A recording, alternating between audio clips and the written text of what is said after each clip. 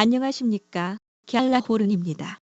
갤라호른은 트레이더의 눈으로 시장을 바라보며 투자자 여러분들이 시장에 대한 이해와 통찰력을 갖는데 도움을 드리고자 합니다. 유로 달러 통화상은 1시간 차트에서 120일 지수 이동 평균선 돌파를 여러 차례 시도한 끝에 120일 지수 이동선을 넘어서며 1.07대에 이르렀습니다. 여러 차례 시도 끝에 이 지점을 넘어선 만큼 유로 달러는 당분간 120일 지수 이동선 위에서 움직일 것으로 보입니다. 하지만 유로 달러가 상승세를 이어갈지는 좀 더 두고 봐야 하는데 4시간 차트에 120일 지수 이동선이 있는 1.0716대는 이달 중순께 지지대와 저항대로 작용한 바 있기 때문입니다. 이 지점을 무사히 통과하면 단기적으로 유로 달러는 강세를 보일 것으로 예상됩니다. 4시간 차트에서 유로 달러는 20일 이동선의 지지를 받으며 반등해 볼린저 밴드 상단에 다다랐습니다. 4시간 차트에서 유로 달러는 120일 지수 이동선에서 추세에 대한 테스트를 받을 것으로 보입니다. 현재 120일 지수 이동선이 걸쳐 있는 가격대는 지난 2월 초부터 지지대로 작용해왔기 때문입니다.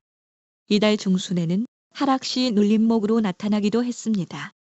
유로 달러 통화상이 단번에 120일 지수 이동선을 넘어서는 경우는 그리 많지 않아서 1.0716 부근에서 추세를 결정하는 공방이 벌어질 것으로 보입니다.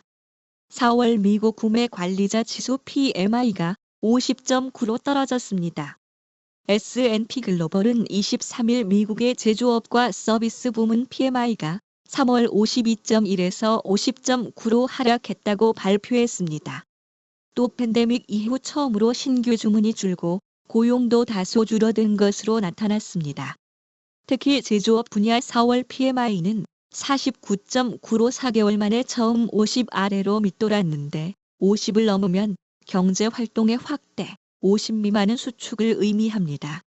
마켓워치는 미국의 산업 활동이 1분기에 비해 2분기 초 모멘텀을 잃은 것으로 봤습니다.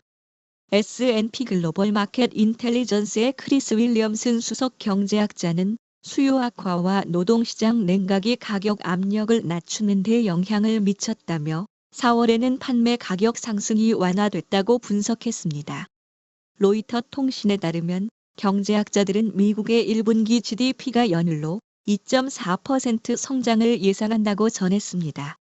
미 연방준비제도 연준이 2022년 3월부터 기준금리를 5.25%나 올렸지만 미국 경제는 성장을 지속하고 있는 것입니다. 따라서 연준은 오히려 기준금리를 추가로 인상할 것이란 전망이 나오고 있습니다. 파이낸셜 타임스에 따르면 옵션 시장에서 앞으로 12개월 안에 연준이 다시 금리를 올릴 가능성이 20%로 상승했다고 전했습니다. 물가 지수가 여전히 예상치를 웃도는 상황에서 시장에서는 금리 인하 대신 금리 인상 재개 가능성을 심각하게 보고 있는 것입니다.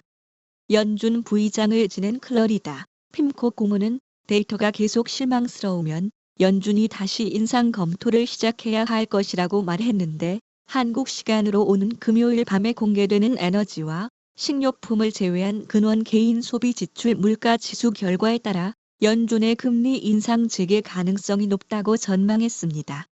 연준 고위 관리들도 잇따라 금리 인하를 서두를 필요가 없다고 주장하고 있는데 존 윌리엄스 뉴욕 연방은행 총재는 금리 인하가 시급하지 않다며 필요하다면 금리를 올려야 한다고 말했고 메리 데일리 샌프란시스코 연방준비은행 총재는 기준 금리 인하를 서두를 필요가 전혀 없다고 평가한 바 있습니다. 연준에서 대표적 비둘기파로 꼽히는 오스탄 굴스비 시카고 연방준비은행 총재는 올해 미국 인플레이션의 진전이 정체되고 있다고 말했습니다.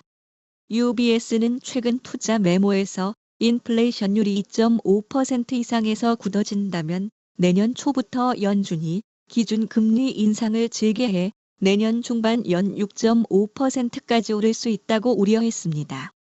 투자은행 파이퍼 샌들러의 벤슨 더럼 자산 배분 및 글로벌 정책 이사는 앞으로 12개월 내 금리 인상 가능성이 25%라고 밝히면서 자산운용사 PGIM이 옵션 데이터를 분석한 결과에 따르면 같은 기간 금리가 인상될 확률은 29%라고 말한 가운데 세계 최대 자산운용사 블랙록의 래리 핑크 회장은 연준이 올해 기준금리를 2차례 내릴 것으로 보면서도 인플레이션이 목표치인 2%로 잡히진 않을 것으로 전망한 바 있습니다.